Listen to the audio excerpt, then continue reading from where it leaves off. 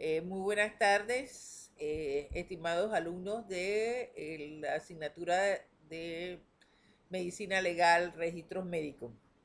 Estoy viendo aquí el calendario. Hoy tenemos clase el 27 y la del 29.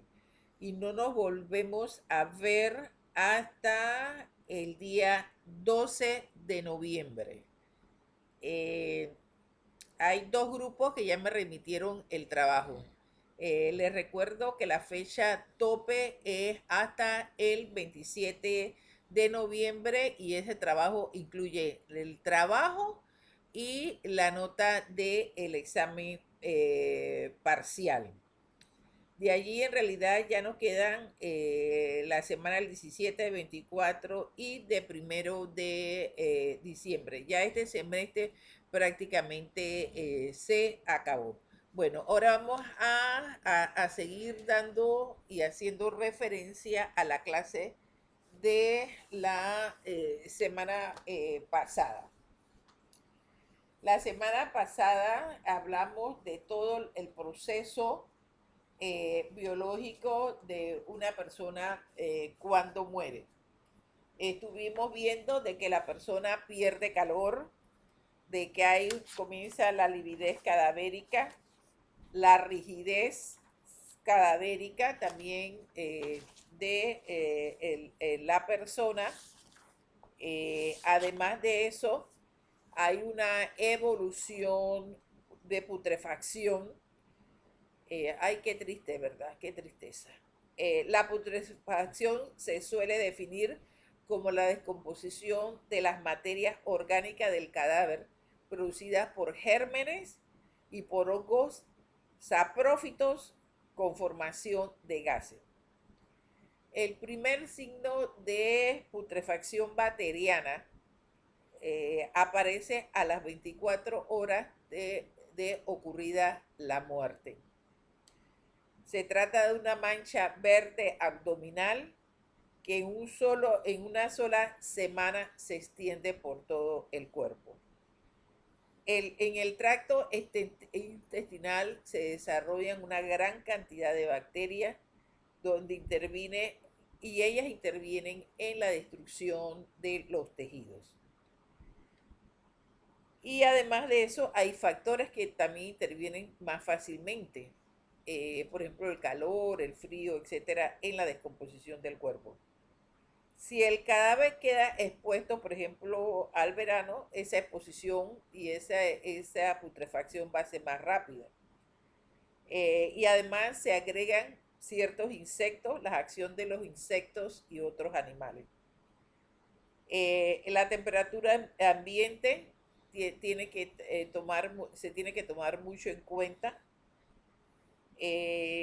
La cantidad de ropa, la corpulencia, las características del terreno son otros elementos que intervienen con mayor o menor rapidez en la destrucción del cuerpo.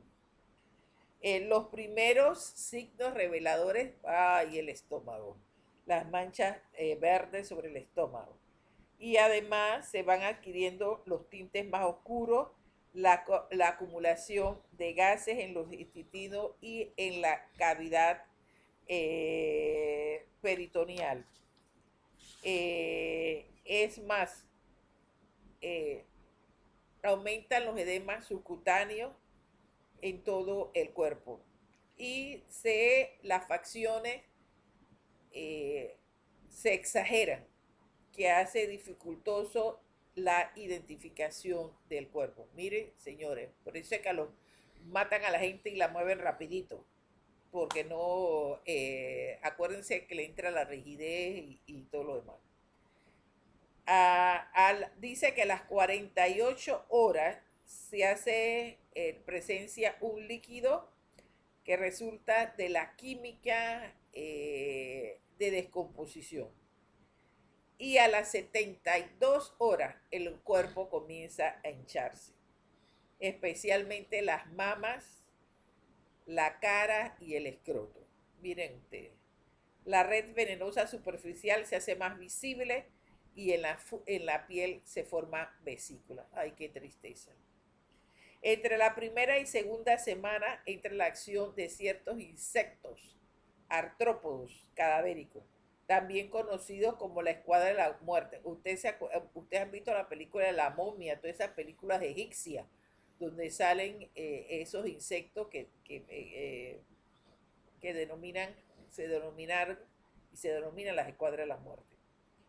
Estos se encargan durante los meses siguientes a dejar limpios los huesos. Entonces, esos son, si la persona, ya sea enterrándola o expuesta, termina así. Entonces, la otra fórmula que ya ustedes saben que es la cremación. También hay un contenido se señala que hay un contenido gástrico, y ese contenido gástrico también ayuda a la estimación del tiempo y la época de la muerte, la presencia de alimentos, su composición o su grado de digestión, o bien ausencia de productos alimentarios y su última comida.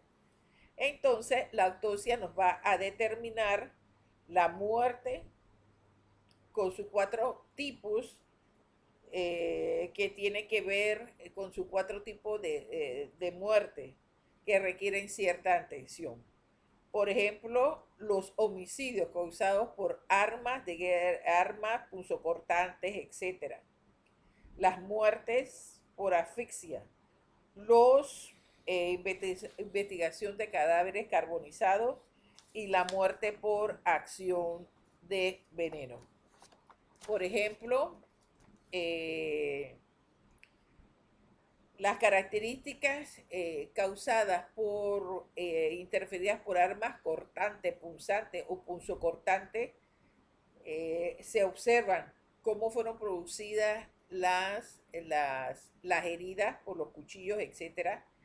Se ve la peculiaridad del arma, cómo es la fórmula, la hoja, las agudas, puntas, las presencias, si tiene 1 o 2 filos, la manera de empuñar, en la forma como la persona empuña el arma para matar a otro. Entonces tiene que ver también con los ángulos de 90 grados, su penetración, etcétera, y la ubicación de las heridas en el cuerpo, todo lo que tiene que ver con la elasticidad de la piel y la retracción. Entonces, eso es importante señalar. Y asimismo, como lo dije en las clases anteriores, las armas de fuego, cuál es la dirección, los tatuajes, el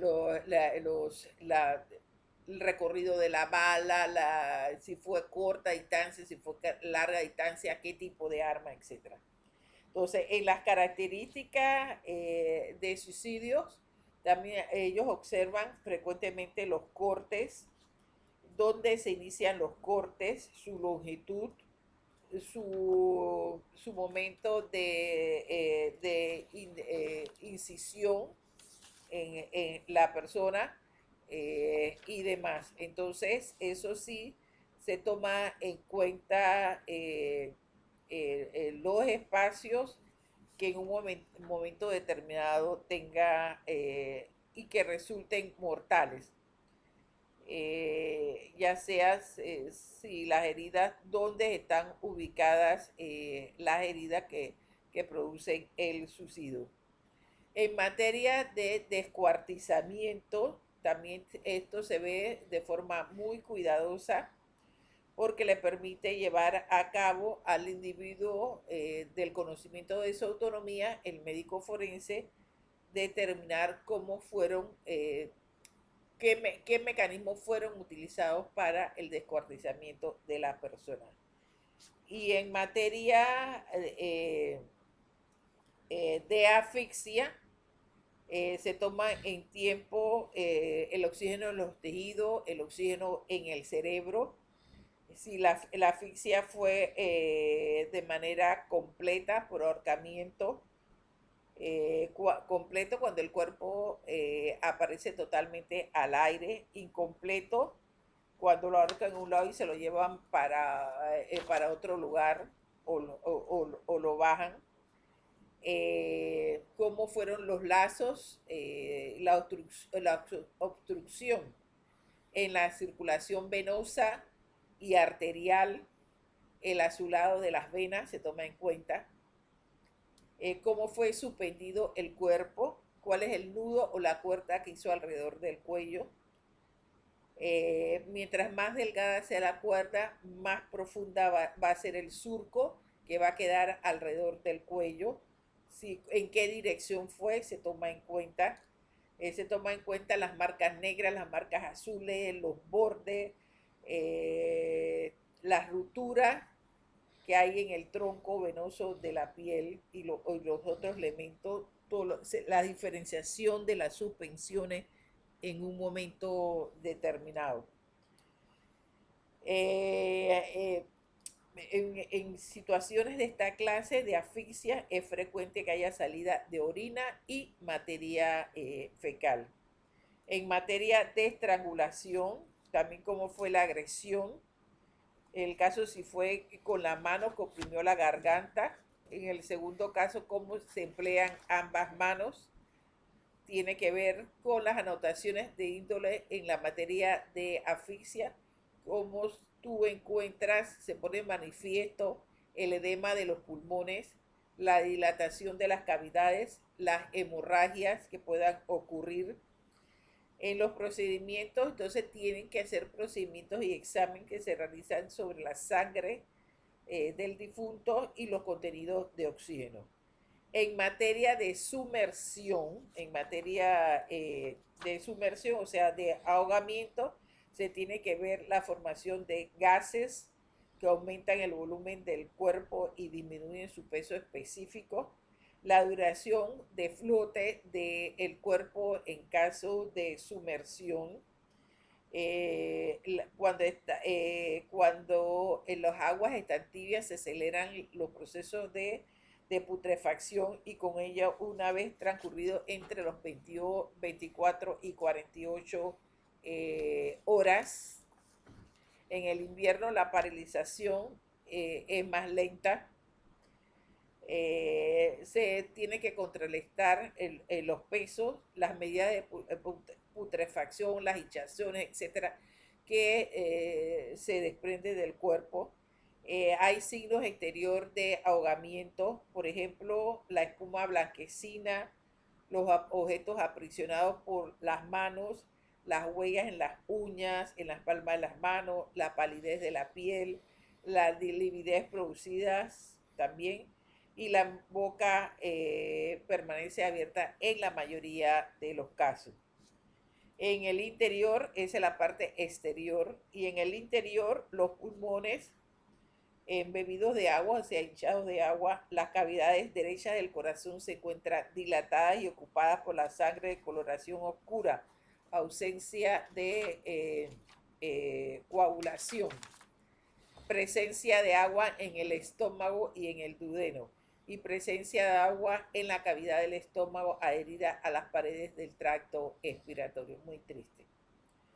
Y en la investigación de los cadáveres carbonizados se toma procedimientos tomando en cuenta si la persona estaba dentro del lugar respirando desde que se inició el fuego, inhalando el aire, también se encuentran las partículas, etcétera, y también la presencia de monóxido de carbono. Y también cuando la persona se quema, todo lo que tiene que ver con la piel, la grasa, etcétera, por la acción del fuego.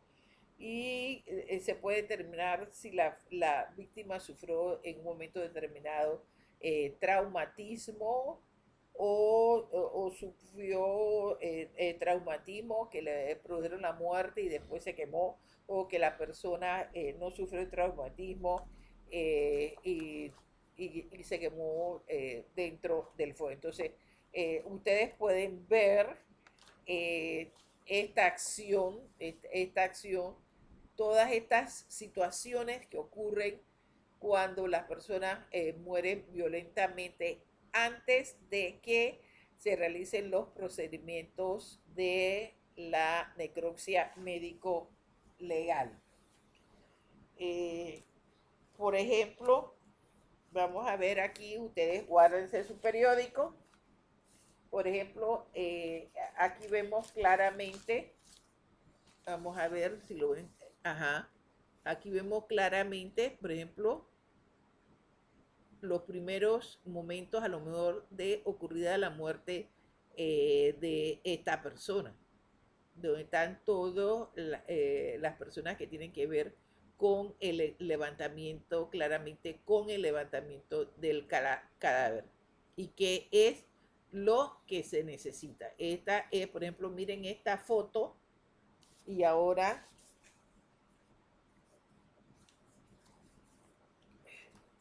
miren esta foto que todavía es más explícita, 18 tiros. Entonces, usted que ve allí, usted ve la persona y ve aquí ve para acá este lado, ay, lástima, ve este lado de acá, el carro donde, mire la persona ahí, etcétera, el carro donde se lo llevan, que se conoce como la lechuza. Entonces se lo llevan para el Instituto de Medicina Legal para hacerle la autopsia de rigor. Entonces, estos son los primeros planteamientos. Bueno, eh, vamos a quedar aquí para entrar después en el procedimiento de la necropsia médico legal.